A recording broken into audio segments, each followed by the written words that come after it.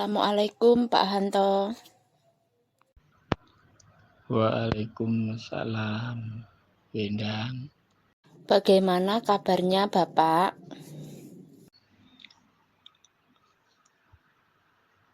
Alhamdulillah, baik Bu.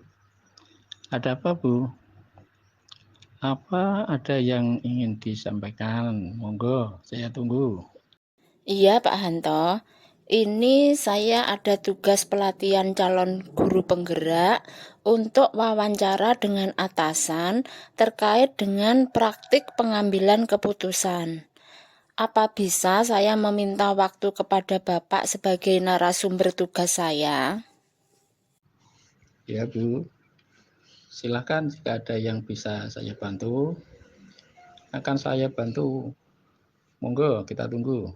Jadi begini Pak Hanto, mungkin ada suatu masalah yang Bapak hadapi sebagai pimpinan, di mana masalah itu menimbulkan dilema dalam penyelesaiannya. Jika ada, apa bisa Bapak menceritakannya kepada saya beserta cara penyelesaian masalah tersebut? Oh, sebenarnya banyak Bu, masalah yang menimbulkan dilema di sini. Yang ini saja Bu, dalam rangka menyambut pelaksanaan kurikulum Merdeka ini, kami mengadakan BIMTEK implementasi kurikulum Merdeka bagi kepala sekolah, guru kelas 1 dan guru kelas 4. Kami rencanakan pelaksanaan BIMTEK tersebut akan dijadwalkan. Ini adalah selama 4 hari.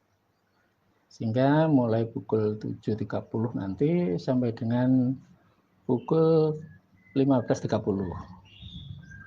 Dari jadwal tersebut ternyata ada pro dan kontra. Itu ada yang keberatan karena sebagian guru dan KS ada yang rumahnya memangnya jauh.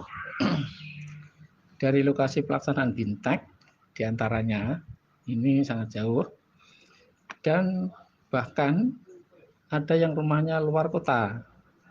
Ini contohnya dari Kediri. Bila selesainya sampai pukul 15.30 sehingga terlalu sore, ada yang mengusulkan BIMTEK ini dilaksanakan selama 6 hari saja. Sehingga dengan waktu antara jam 7.30 sampai jam 12, dari masalah ini menjadi dilema untuk saya. Jelas ini Bu, untuk saya ini jelas. Antara lain menjadwalkan 4 hari mulai pukul 7.30 sampai dengan 15.30 atau menjadwalkan 6 hari. Sehingga nanti akan dimulai pukul 7.30 sampai pukul 12. Bila mana dijadwalkan 4 hari, mulai pukul 7.30 sampai dengan jam 15.30, ini tentunya akan kasihan pada peserta yang rumahnya jauh. Bahkan yang di luar kota ini sangat keberatan betul ini. Sehingga sampai di rumah sudah sore, di rumah keluarga sudah menanti, bahkan ada yang masih mempunyai putra putri yang sangat kecil, sehingga kan jelas ini adalah kasihan pada keluarga.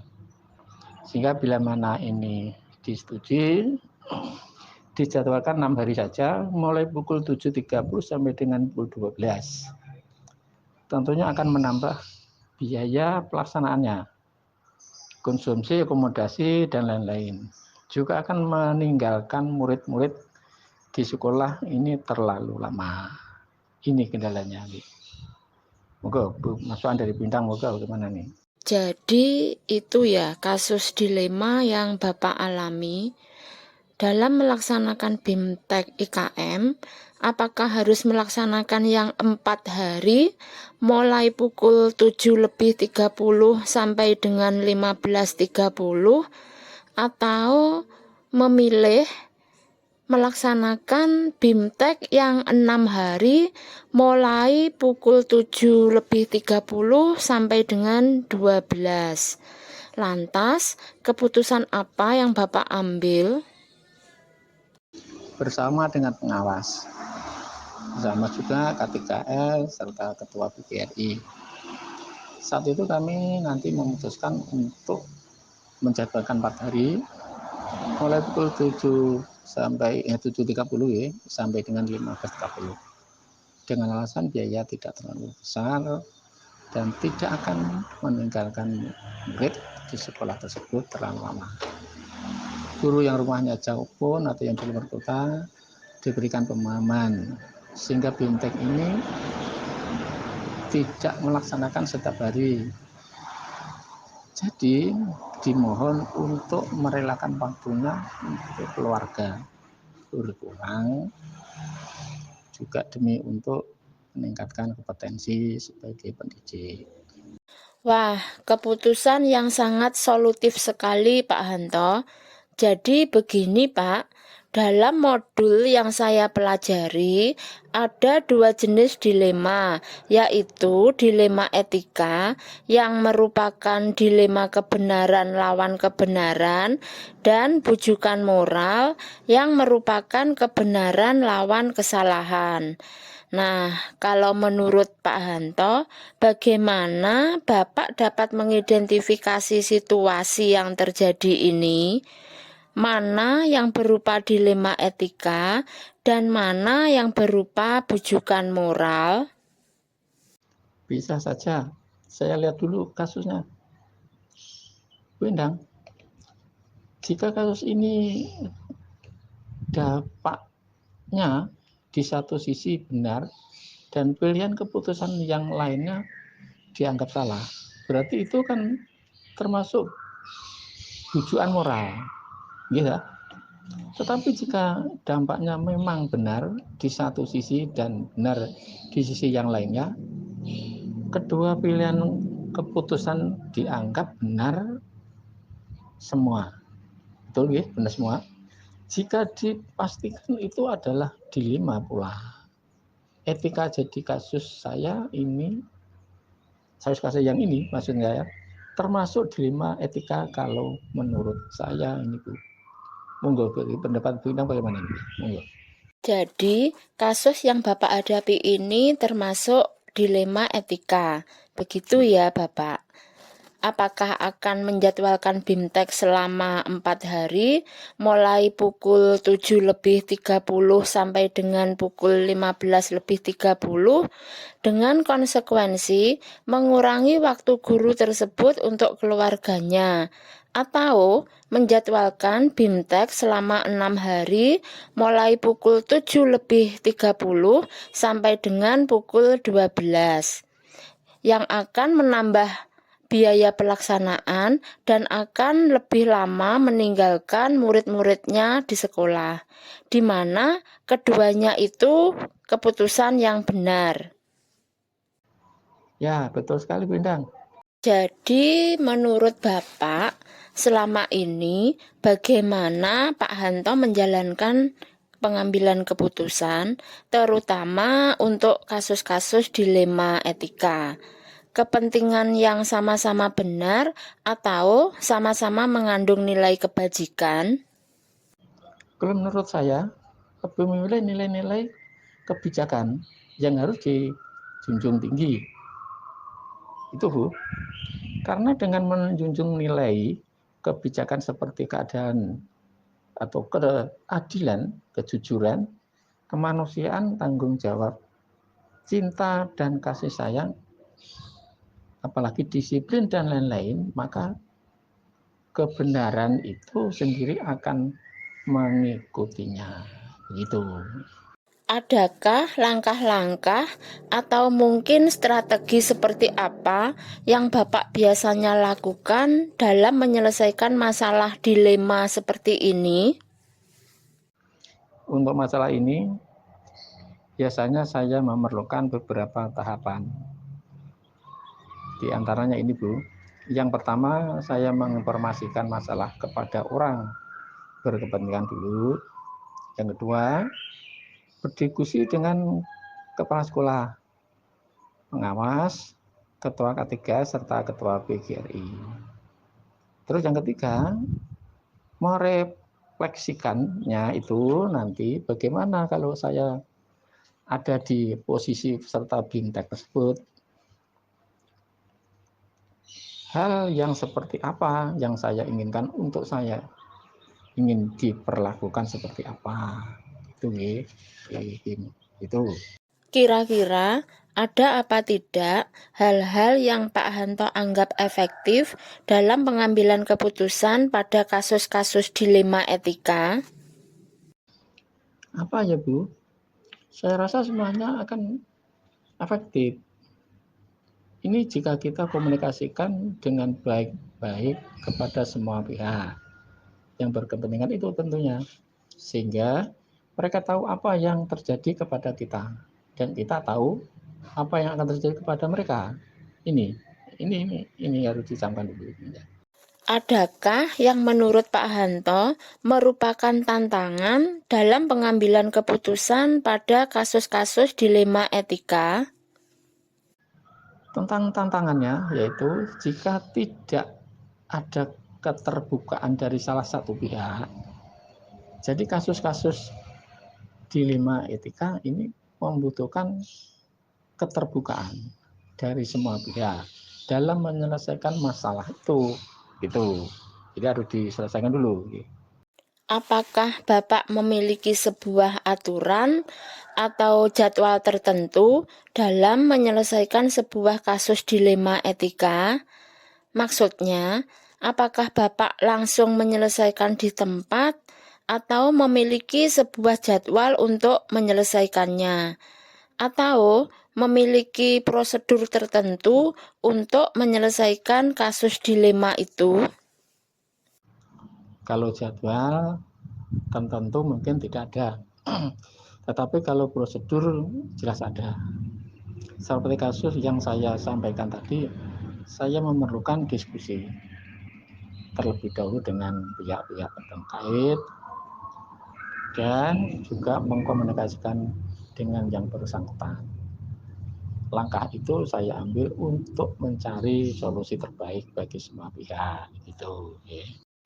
Adakah seseorang atau faktor-faktor yang selama ini dapat mempermudah Bapak dalam mengambil sebuah keputusan untuk kasus-kasus dilema etika? Ya, tentu. Bu Indang, biasanya saya berkomunikasi dengan pihak-pihak yang terkait. Jadi intinya kerjasama sangat diperlukan dalam menyelesaikan suatu permasalahan. Dari semua hal yang telah Bapak sampaikan tadi, pembelajaran apa yang dapat Bapak petik dari pengalaman Bapak dalam mengambil keputusan sebuah permasalahan yang menimbulkan dilema etika? Intinya kita itu harus berkomunikasi baik dengan banyak pihak. Kita juga harus membangun rasa empati kepada orang yang bekerja sama dengan kita.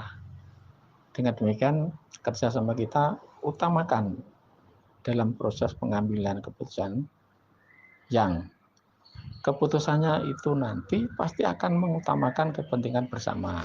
Itu mungkin, Ibu, itu ya. Baik Pak Hanto, terima kasih banyak atas waktu dan kesediaannya dalam menjadi narasumber wawancara saya hari ini. Ya Bu Endang, sama-sama. Saya juga senang bisa membantu Ibu. Mudah-mudahan berguna. Iya Bapak, saya mohon pamit. Assalamualaikum. Waalaikumsalam.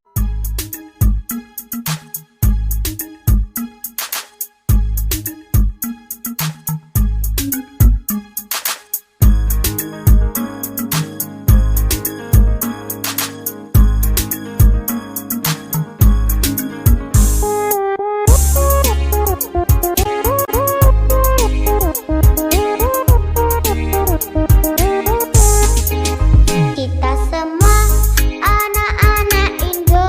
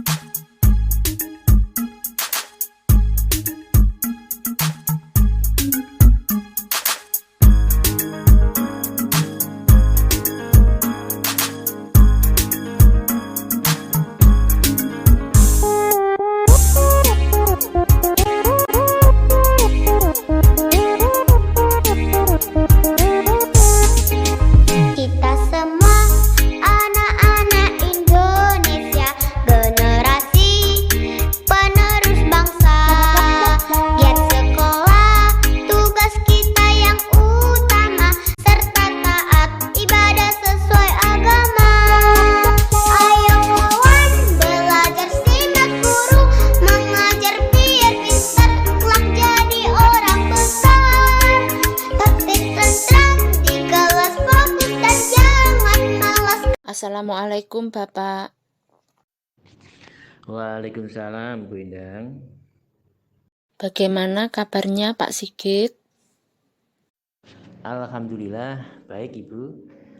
Ada apa, Bu? Kelihatannya ada sesuatu yang ingin disampaikan.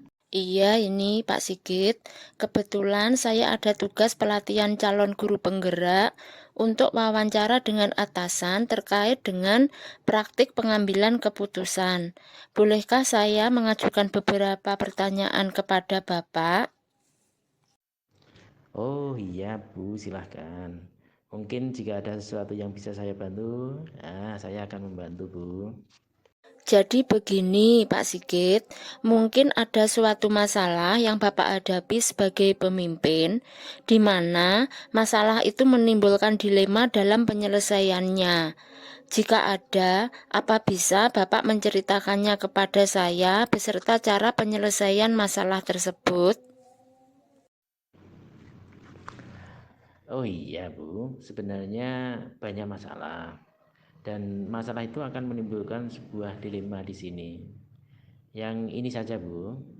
Saat pengumuman penerimaan P3K yang ditempatkan di beberapa SD, itu akhirnya secara langsung itu menyebabkan beberapa GTT yang sebelumnya sudah mendapatkan tempat sebagai guru kelas ataupun guru pelajaran yang lain seperti pendidikan agama Islam atau PJOK akan menjadi tergeser. Ini tidak mendapatkan bagian guru kelas atau jam mengajar lagi. Padahal GTT tersebut sudah memiliki ijazah yang relevan. Nah, dari masalah tersebut menjadi dilema sebenarnya, Bu, antara akan memutasi ke sekolah lain atau tetap di SB sebelumnya. Bila mutasi sekolah lain, lokasi semakin jauh, medannya semakin sulit. Panjenengan sudah tahu, tahu sendiri kalau di Sawan ini medannya sangat jauh-jauh dan pegunungan. Kasihan terutama pada teman-teman wanita karena kesulitan untuk transportasinya. Nah, oleh karena itu, kebanyakan yang masih ada kekosongan guru SD yang berada di daerah pelosok. Itu satu sisi. Sisi yang lain, tentunya HR-nya akan menjadi sedikit karena SD yang lebih pelosok itu tentu saja kekurangan murid. Dan bila tetap di sekolah lama, ini solusi kedua, tidak akan mendapatkan jam mengajar lagi. Kemungkinan akan diberi tugas menangani perpustakaan atau tenaga administrasi yang otomatis dapodiknya juga berubah. Tidak mendapatkan jam mengajar lagi, yang kemungkinan akan berpengaruh saat nanti ada pendaftaran P3K tahap selanjutnya. Dan bila ada pendataan lain-lain, otomatis tidak terdaftar sebagai GTT lagi, berubah menjadi PTT. Nah itu, Bu, dilema yang kita alami di saat ini adalah seperti itu.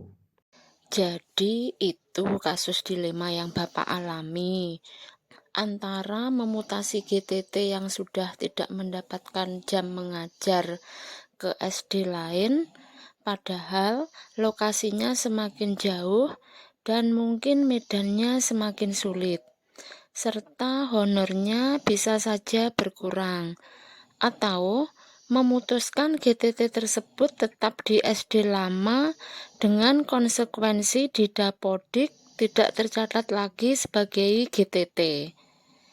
Lantas, keputusan apa yang Bapak ambil? Oh iya, Ibu. Beberapa waktu yang lalu saya itu sudah berkoordinir dengan Bapak Korwil, juga saya berkoordinasi bersama-sama dengan Ketua K3S serta Ketua PGRI. Nah, pada saat itu kami memutuskan untuk memutasi ke sekolah lain dengan alasan agar tetap bisa tercatat sebagai GTT di Dapodik. Tapi kami juga mempersilahkan beliau-beliau tetap mempertahankan diri di sekolah lama dengan konsekuensi di Dapodik itu tidak tercatat sebagai GTT. Wah, keputusan yang sangat solutif sekali Pak Sigit. Jadi begini Pak, Dalam modul yang saya pelajari, ada 2 jenis dilema, yaitu dilema etika yang merupakan dilema kebenaran lawan kebenaran, dan bujukan moral yang merupakan kebenaran lawan kesalahan. Nah, kalau menurut Pak Sigit, bagaimana Bapak dapat mengidentifikasi situasi yang terjadi ini, mana yang berupa dilema etika dan mana yang berupa bujukan moral? Nah, kalau masalah itu begini Bu, saya akan melihat kasusnya terlebih dahulu. Jika kasus ini dampaknya di satu sisi itu benar dan pilihan keputusan yang lainnya dianggap salah, berarti itu termasuk bujukan moral. Tetapi jika dampaknya itu memang benar di satu sisi dan benar di sisi lainnya, nah kedua kepilihan putusan itu dianggap semua benar. Jadi dipastikan itu adalah dilema etika. Jadi kasus saya ini termasuk dilema etika kalau menurut saya Bu. Jadi, kasus yang Bapak hadapi ini termasuk dilema etika. Begitu ya, Bapak? Apakah akan memutasi GTT ke SD lain dengan lokasi semakin jauh dan medannya sulit, serta kemungkinan honornya berkurang? Tetapi GTT tersebut tercatat sebagai guru pada Dapodik. Atau keputusan yang kedua, mempersilahkan GTT tetap di SD lama, tetapi di Dapodik tidak sebagai GTT lagi. Di mana kedua keputusan itu benar. Berarti itu termasuk dilema etika. Iya, betul sekali Bu Indang. Berarti selama ini bagaimana Bapak menjalankan pengambilan keputusan terutama untuk kasus-kasus dilema etika? Lebih mengutamakan yang sama-sama benar atau sama-sama mengandung nilai kebajikan? Oh, kalau masalah itu menurut saya lebih baik untuk memilih nilai-nilai kebajikan yang harus dijunjung tinggi Bu. Karena dengan menjunjung nilai kebajikan seperti keadilan, kejujuran, kemanusiaan, dan terutama cinta kasih sayang, disiplin, dan lain-lain, maka kebenaran itu sendiri akan mengikutinya.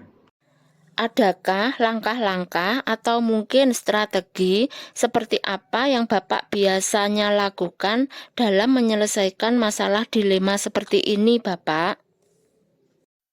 Oh iya, begini, untuk masalah ini biasanya saya akan memerlukan beberapa tahapan Bu. Yang pertama, tentunya saya akan mengkonfirmasi masalah kepada yang berkepentingan. Yang kedua, saya akan berdiskusi dengan teman-teman kepala sekolah, Bapak Koordinator Wilayah, Ketua K3S, serta Ketua PGRI.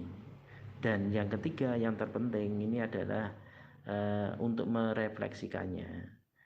Bagaimana saya bila ada di posisi GT tersebut.